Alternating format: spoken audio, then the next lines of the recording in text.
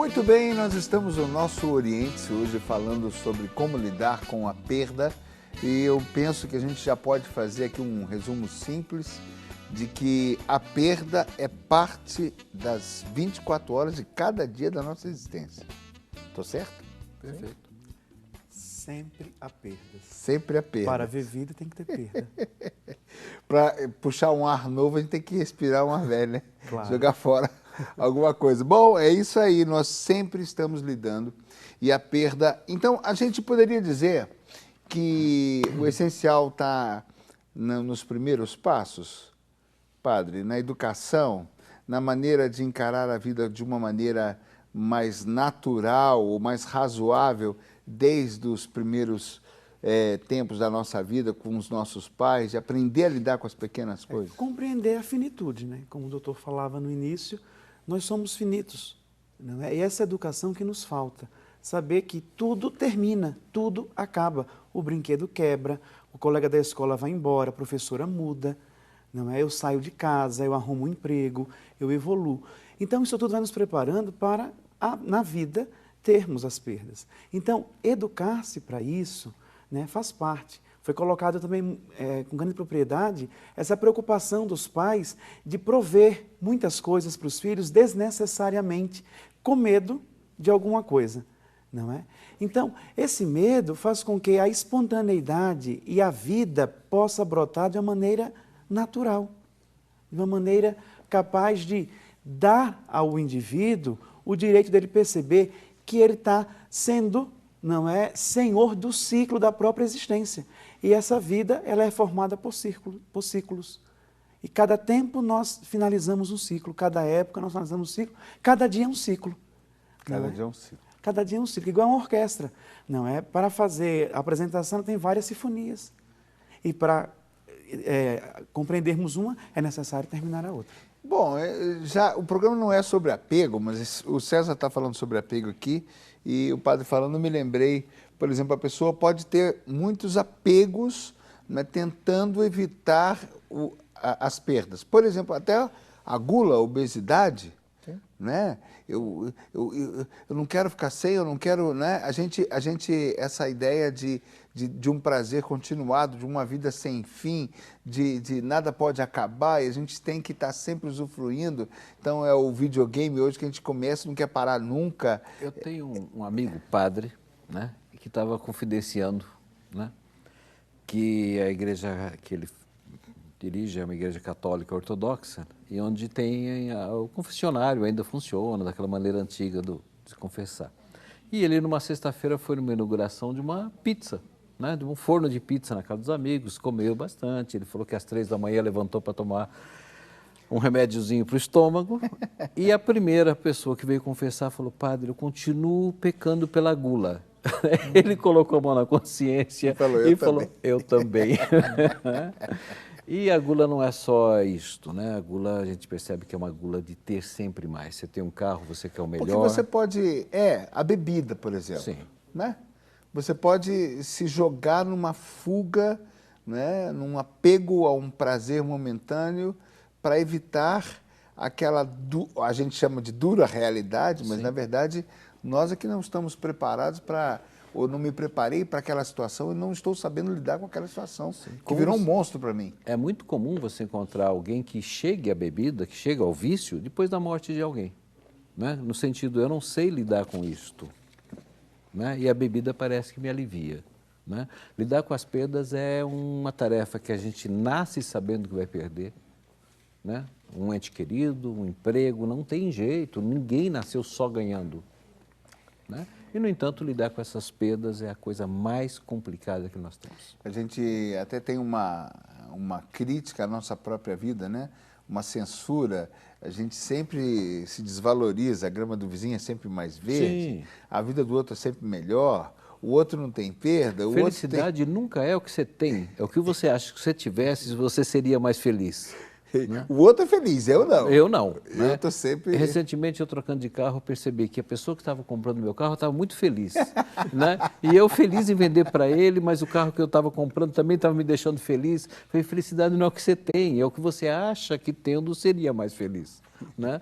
Então, eu considero a felicidade, às vezes, como a linha do horizonte. Quando você chega lá, parece que está mais adiante. Você está olhando outro horizonte, né? E a felicidade e a dor, né, mescla na vida do dia a dia, né? A arte está justamente nisso, saber lidar com a dor. E outro dia, me falando sobre casamento, eu falei que o casamento é a arte de você saber entrar e sair das crises, porque elas sempre vão surgir, né? E a separação, tão comum hoje em dia, é quando você tem a arte só de saber entrar na crise e não sabe sair dela, né? E tudo tem saída, tudo é passível de se conversar, né? De se acertar. Então, eu acho que é muito importante a gente olhar para essas perdas. Tá, e a gente falando das perdas, falando dos apegos, falando das fugas, então vamos lá, a gente já está maduro, alguém já está mais vivido, talvez de nós quatro aqui o padre é o mais novinho, já está com seus 30 anos, 40 anos, 50 anos, a pessoa quer começar a ser mais razoável, percebe que está desequilibrada, percebe que tem apegos, por exemplo, né, alguém muito voltado para a gula, muito voltado, qual seria a dica? Qual seria a percepção que ela precisa ter para começar a notar que ela está fugindo disso aqui, se apegando naquilo ali? Claro que isso é mais subjetivo, não estou falando especificamente de uma perda somente, mas a gente vai acumulando várias inseguranças, como a gente está falando, já que a gente foi por aí, né? A gente pode falar de várias perdas que nos marcaram e nos deixaram com o sentimento de estarmos sempre ameaçados. Sequelas. Sequelas, verdadeiras né? sequelas. Então, o que a pessoa poderia começar a fazer um resumo da sua vida, um balanço para começar a avaliar? Uma boa dica, doutor, vamos lá. Eu acho que antes da gente responder isso, nós temos que pensar assim, como que a gente prepararia alguém para poder perceber a vida como a vida é, não é?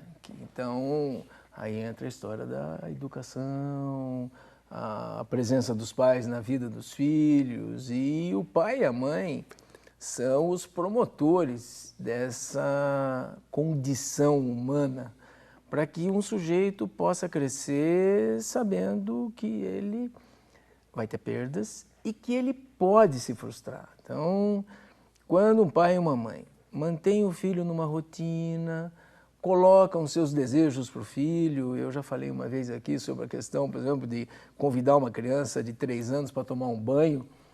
Se ela for normal, ela não quer, porque ela não quer sair do prazer que ela está sentindo. E aí tem que ter uma mãe suficientemente lúcida para pegar essa criança e levar para o banho e saber que ela toma banho, sai do banho e nada aconteceu.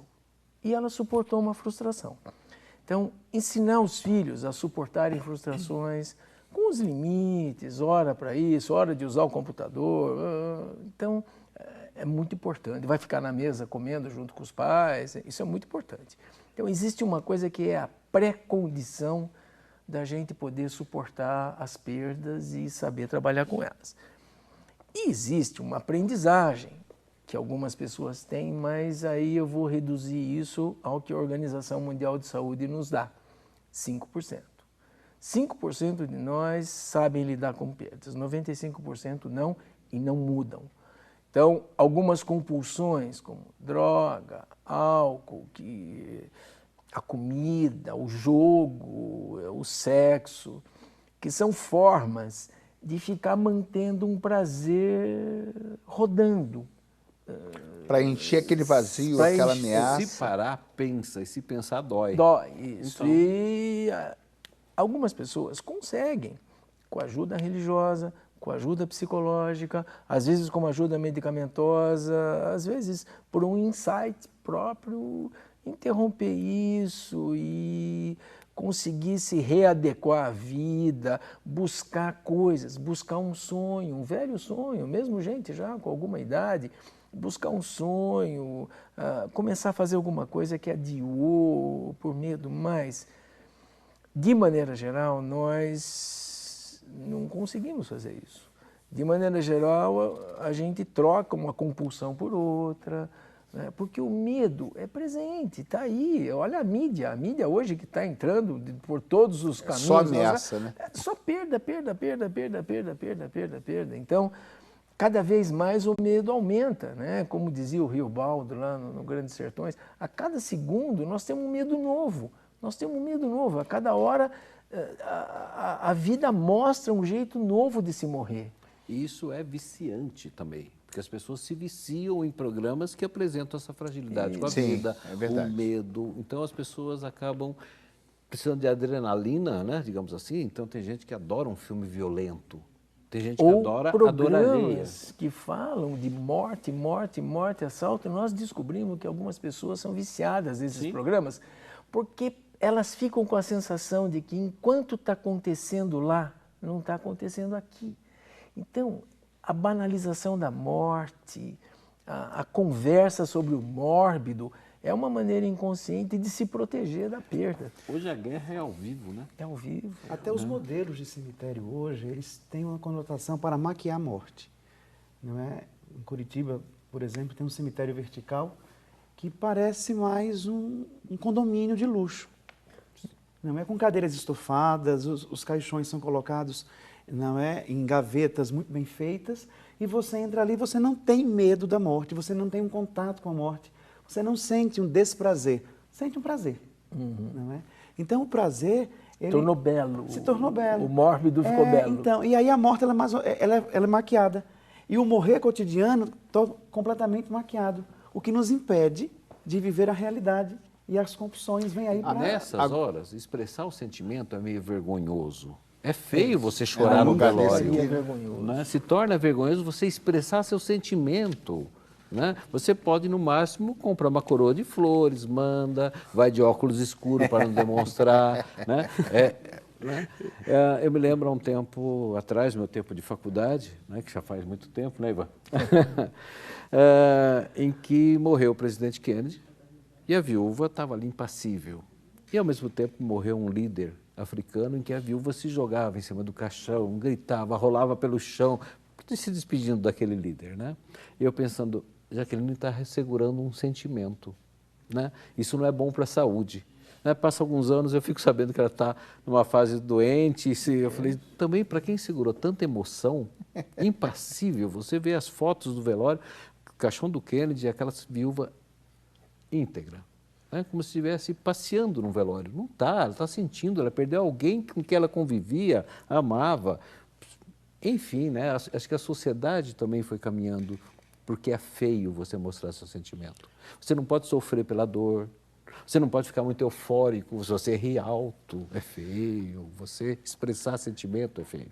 Ô Flávio, a gente tem um VT de um casal que vai testemunhar para a gente, um casal jovem, como eles enfrentaram a perda. Vamos lá. O casal Thaís e Luiz é jovem, mas foi obrigado a amadurecer muito cedo. Ela ainda não planejava ser mãe, mas engravidou aos 20 anos. É que aí eu fiz uma cirurgia no útero em setembro e aí eu engravidei logo em seguida, em dezembro eu engravidei. A princípio foi um susto, né? Mas aí depois você acaba gostando da ideia, tudo. Mas logo no começo da gestação, eles descobriram que o bebê tinha má formação. 1 mês e meio já que eu fui fazer o primeiro ultrassom, aí já apareceu o problema que ele tinha já na cabeça, mas até então era só o problema da má formação da calota craniana. Aí depois, cada ultrassom que eu ia, eu descobria uma coisa diferente. E aí a gente foi descobrindo que ele tinha lábio leporino também, a falta de alguns dedos. E aí a gente foi descobrindo com o tempo cada coisa que ele tinha, até o final, né? Daí pra frente, o casal só escutou um conselho dos médicos. Desde o primeiro mês eles queriam que eu abortasse, porque quando é assim, o juiz autoriza, né? Eles dão autorização para o aborto. Então eles sempre pediram, todas as consultas até a última, que eu estava com 7 meses, eles pediram para abortar, de todo jeito. Eles não queriam que continuasse a gestação. Mas mesmo sabendo que o filho não sobreviveria por muito tempo, a jovem nunca considerou esta possibilidade. A gente não quis de jeito nenhum, independente dos defeitos que ele tinha, ele era meu filho. Então não tinha o porquê eu abortar ele. Tinha consciência de tudo, de que talvez eu nem pudesse ver ele vivo. Mas só de dar a chance dele ficar aqui, que fosse o pouco tempo que ele ficou com a gente. Ele ficou o tempo que ele tinha que ficar. O bebê foi batizado de Ronaldo César de Jesus e Maria e permaneceu vivo por 11 horas.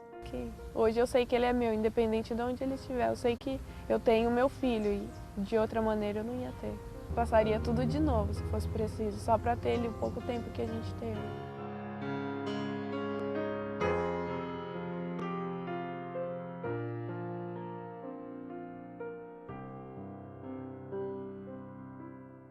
Só Deus pôde escolher isso. Eu fiz o meu papel de mãe e ele fez o que ele tinha que fazer.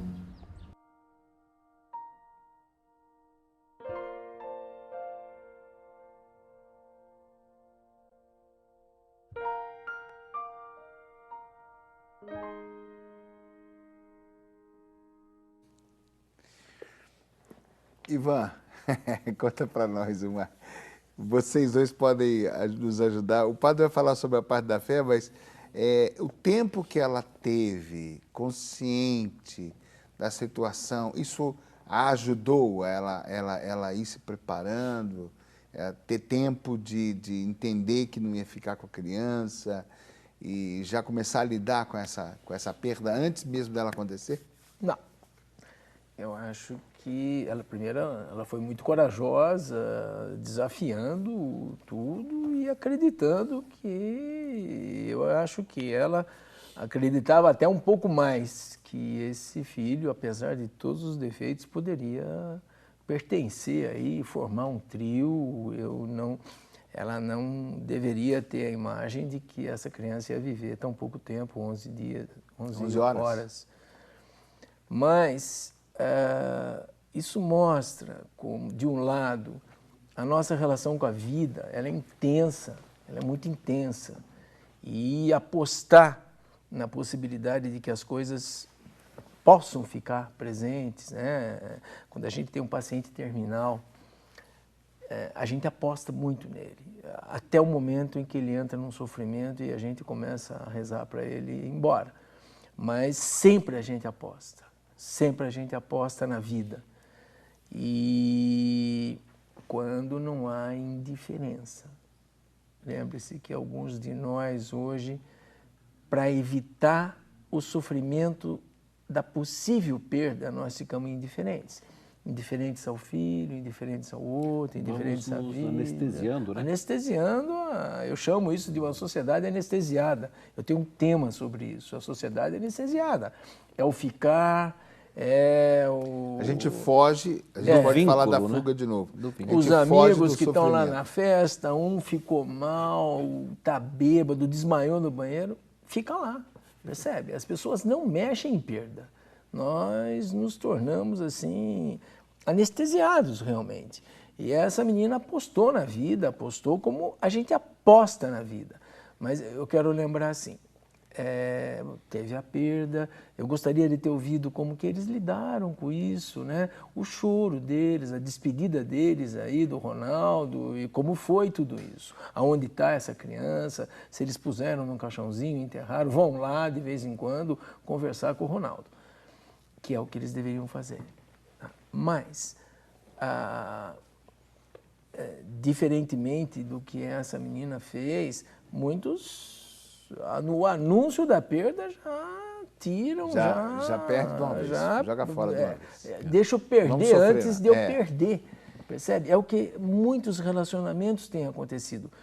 Quando o Flávio falou nós entramos em crise, todo relacionamento. Imagine, eu vou namorar uma pessoa que eu não criei, não conheço, e vou ter que viver com o resto da vida com ela, todo dia descobrindo uma coisa nova nela.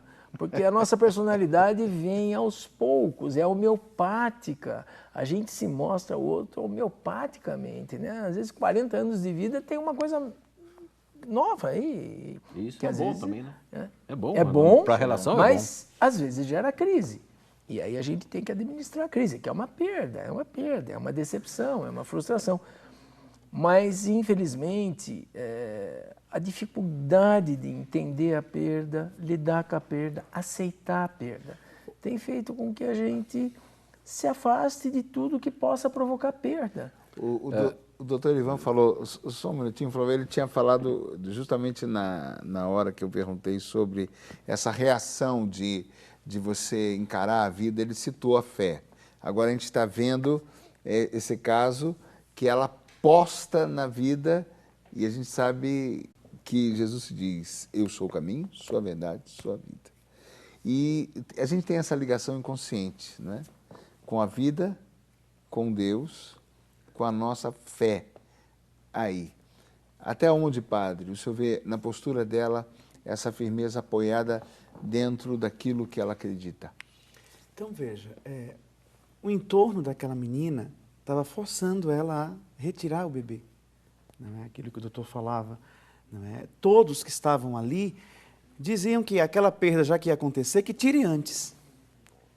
Para evitar uma dor maior, então vamos tirar antes. Só que quem disse que aquela criança não queria viver? Quem afirma que ela queria ser retirada antes? Não é? O casal, a mãe, o pai, decidiram que a criança fizesse o ciclo dela. Que a criança pudesse nascer, vir ao mundo. E aquilo que ele falava no início, mesmo com a esperança de que ela durasse um pouco mais. Formasse um trio, formasse a família, desse o sentido para a vida. Não é? Então, essa esperança da vida faz com que as pessoas elas busquem a defesa da vida. Então, é muito consciente, não é? A moça, a mãe do Ronaldo lá, não é? Decidir para que a criança venha à vida, que ela tenha a vida. Não é? Aí você perguntava no início como fazer para que a gente supere essas perdas. Né? Dentro de um aparato de coisas que nós temos. O que é que a palavra de Deus nos diz? Buscar as coisas do alto. Não é? Buscar os valores do alto, guardar tesouros onde a traça não corrói, onde o ladrão não rouba, é o remédio. Então, nos avaliar e nos perguntar, qual o sentido que eu dou para a minha vida? Eu tive alguns momentos de fazer uma caminhada, né, um atendimento psicológico, e é muito claro isso para mim. Né? A gente trabalha a alma, trabalha com a fé, com a oração, escuta Deus, busca, e com a psicologia você orienta, você percebe que o seu foco estava desfocado, que você estava... Então, uma ajuda a outra, uma trabalha... Né, colaborando com a outra, você tem que trabalhar, você como pessoa inteira, e a fé entra nessa hora como que completando tudo isso, dando um chão para a gente, Padre. Claro, a fé ela é essa ferramenta que nos ajuda a nos perceber diante do sentido da vida, não é? Quem está perdido vem à luz, não é? E o próprio Jesus fala, eu vim ao mundo para ser luz. E é essa luz que vai nos iluminando internamente. Não é? E o Jung fala que para a gente descobrir-se, precisa mergulhar na treva. Então, nos nossos medos, nas nossas inseguranças, eles devem ser superados, conhecidos, vistos. E aí é onde entra. Avancem para águas mais profundas. Deixar a seguridade para ir arriscar. Não é?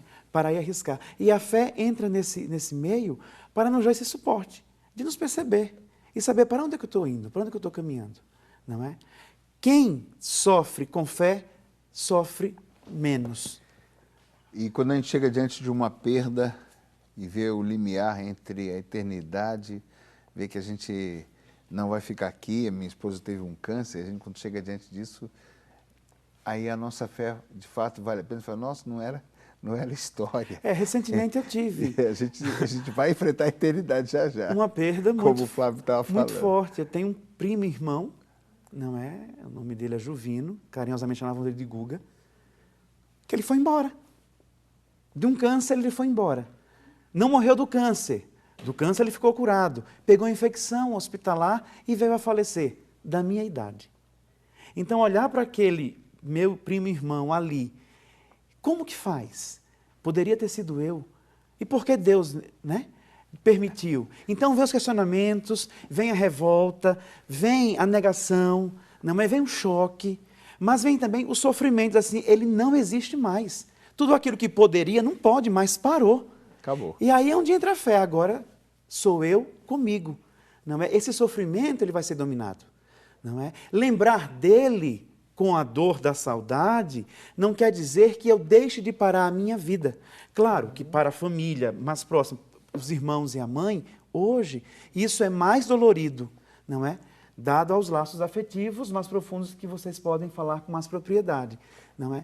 Mas perceber que, naquele momento, o tempo parou para ele e o tempo continua para mim, foi um remédio, não é que eu descobri para que eu conseguisse seguir sem esquecê-lo, não é? Sem deixar de recordá-lo, mas lembrando que a minha vida continua. E que a alegria, a felicidade que eu possa ter não vai comprometer o carinho e a saudade que eu sinta por ele. Então, acho que o caminho de superação da perda é isso.